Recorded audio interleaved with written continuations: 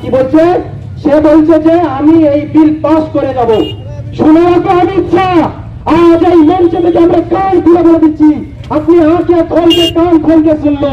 अगर तुम्हारे अंदर हिम्मत है तो इस पार्लियामेंट के अंदर से इस बिल को पास करके बाहर निकलो। लाखों करोड़ों मुसलमान उसको तुम्हारे काट के नदी बहा देंगे, लेकिन अपनी जायदाद के 21 कुर्बानी लाने देंगे।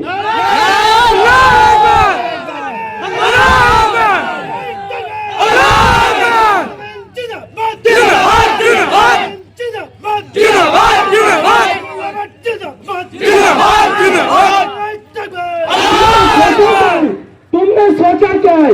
जिस तरह मुसलमान इससे पहले अपने सर पे कफन बांधकर रेशमी रुमाल अंदर पे उतर सकता है, पानी अंदर में उतर सकता है, डेली नाइट पाकिस्तान के यहाँ तक जा सकता है, तो आज भी उम्मत मुजाहिद उमर फारूक का खून हर एक के दिल में है।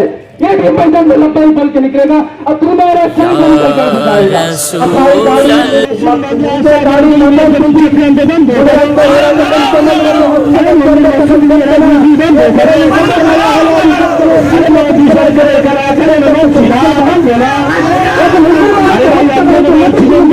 সম্পদের উপর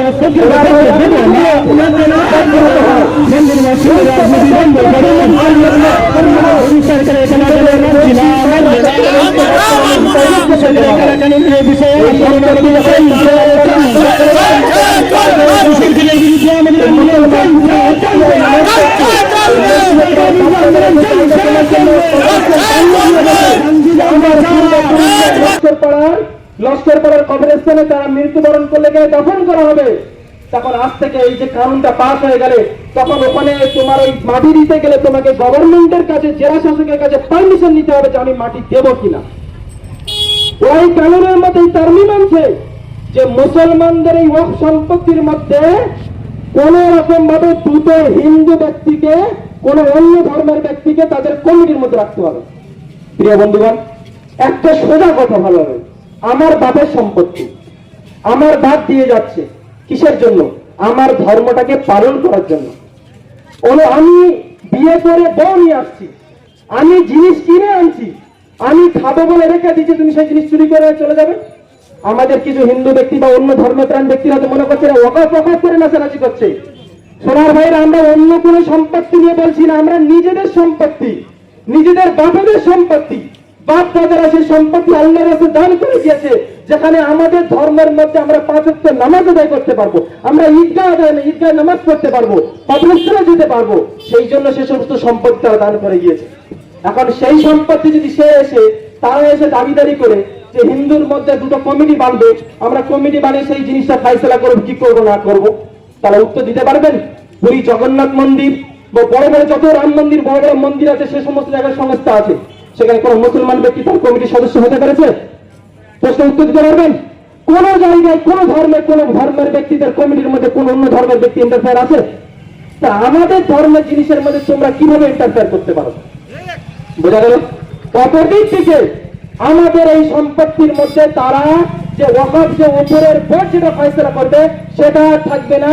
যে সরকার, যে জেলা শাসক ক্ষমতায় থাকবে, সেখানে তাদের আন্ডারে সেই জিনিসটা চলে যাবে। তার ফলে কি হবে? তুমি এখন স্বাধীনতার সাথে যে মসজিদে 5 ওয়াক্ত নামাজ পড়তে যাচ্ছ, ও সম্পত্তিটা কার? তুমি মনে করছো আমার সম্পত্তি মসজিদে নামে আছে? না সোনার ভাই, ও সম্পত্তি ওয়াকফুলিল্লাহ হয়ে আছে, আল্লাহর রাস্তায় দান হয়ে আছে।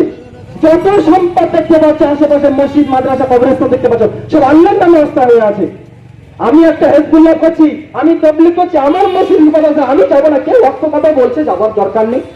মনে রেখো, এই বিল পাস হয়ে গেলে তার কিছুদিন পরে ওই মসজিদ নিয়ে কোনো গন্ডগোল হলে ওই মসজিদে তারা সর্বপ্রথম তারা পড়বে, পড়ার পর কোনো আইন তোমাকে বাঁচাতে আসবে না।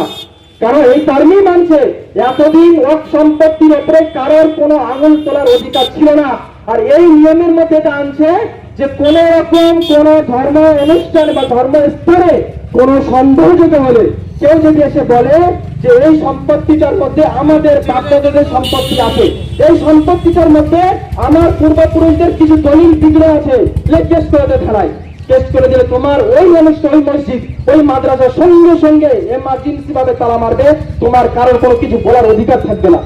এইভাবে দেখে নিচ্ছে। তো যেহেতু আমাদেরই নিজেদের স্থান, নিজেদের স্থান বাঁচাতে হবে। সেই জন্য অনুরোধ করি সোনার ভাইদেরকে আবেদন করছি যে আমরা এমন একটা জায়গায় বসবাস করছি, এখানে ইঞ্চিতে ইঞ্চিতে পরিমাণ যদি তুমি শুয়ে পড়েছ তোমাকে চেপে ধরবে। এরা মনে করছে যে মুসলমানরা ঘুমিয়ে আছে, মুসলমানদের এক একটা জিনিসের উপরে তোমরা অত্যাচার করে চলবে, সেটা কোনোভাবে এরা মেনে নেবে না। এটাকে মাথায় রেখো। এই সম্পদ যখন বিল পাস হয় কেন্দ্রীয় পার্লামেন্টে, তখন বলেছে যে মুসলমানদের যে পাস করে নেবো। কে বলেছিল? ডক্টর অমিত শাহ বলেছিল।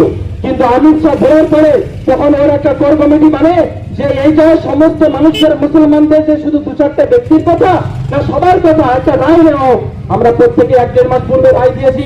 সে রায় জমা করার পরে 6.5 কোটির অধিক রায় জমা হয়েছে। তারপরে সে মেমো খারাপ কি বলছে? সে বলছে যে আমি এই বিল পাস করে যাব।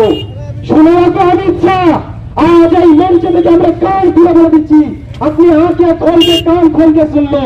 अगर तुम्हारे अंदर हिम्मत है तो इस पार्लियामेंट के अंदर से इस बिल को पास करके बाहर निकलो। लाखों करोड़ों मुसलमान उस पर तुम्हारे काट के नदी बहा देंगे, लेकिन अपनी जायदाद को किस कुर्बानी लाने देंगे?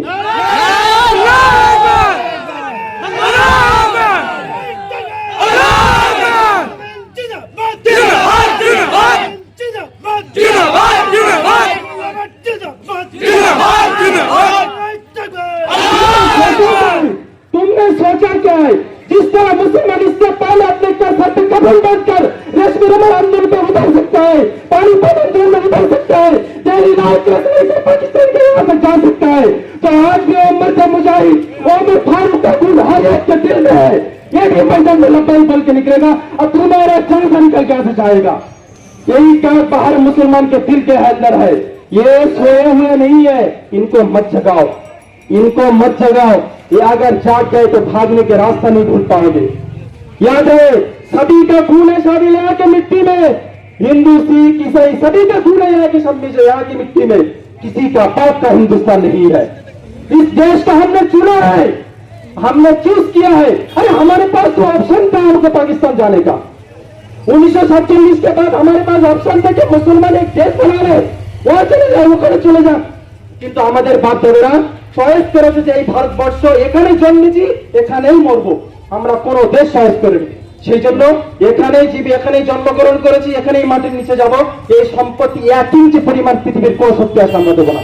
সেজন্য সমস্ত ভাইদেরকে অনুরোধ করছি, যখন যতদূর পর্যন্ত আওয়াজ যাচ্ছে প্রত্যেকে এই কঠিন এই একটা অপশক্তি সরকারের বিপক্ষে আমাদের সম্মানীয় সভাপতি হযরত মাওলানা সিদ্দিকুল্লাহ চৌধুরী সাহেব 28 নভেম্বর আগামী বৃহস্পতিবার দিন দিল্লি কলকাতায় ধর্মতলায় বহুত বড় জনসভা ডেকেছে।